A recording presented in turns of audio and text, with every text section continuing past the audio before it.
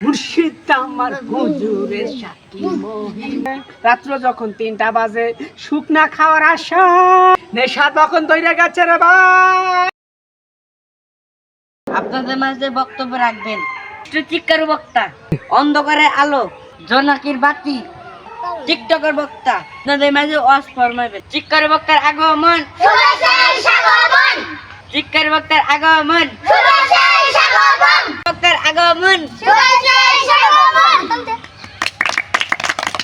চিৎকার বক্তার আগমন। আসসালামু আলাইকুম। আপনারা কেমন আছেন? মুর্শিদ আমার হুজুরের সাথী মহিমা জানে, গলায় বুকের মালা দিয়া ধীরে ধীরে জানে।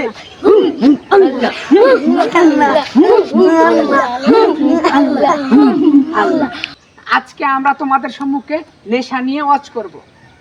রাত্র যখন ৩টা বাজে শুকনা খাওয়ার আশা ওই সিপাই যাই শুকনা এমন করে ডইলে ডইলে খায়।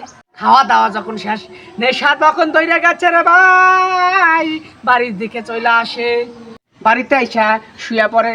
সকাল 10টা বাজে যায়, ওই বেড়ায় ঘুম থেকে ওঠে না। 12টা যখন বাজে গেল উঠা দাঁত বৈশা ওই গার্লফ্রেন্ডে নিয়ে আবার যায় পার্কে যায় ঘুরবার নিগা। গার্লফ্রেন্ড নিয়ে পার্কে যায় ফুচকা ঝালমুড়ি খায় রে ভাই। 9টা বাজে গার্লফ্রেন্ডে নিয়ে বাড়িতে চলে আসে। রাত্র যখন 12টা বাজছে গার্লফ্রেন্ড একটা মিস কল দিয়ে ফেলাইছে রে ভাই। যুবকের আত্মায় দুঃখ করে শুরু করে দিছে।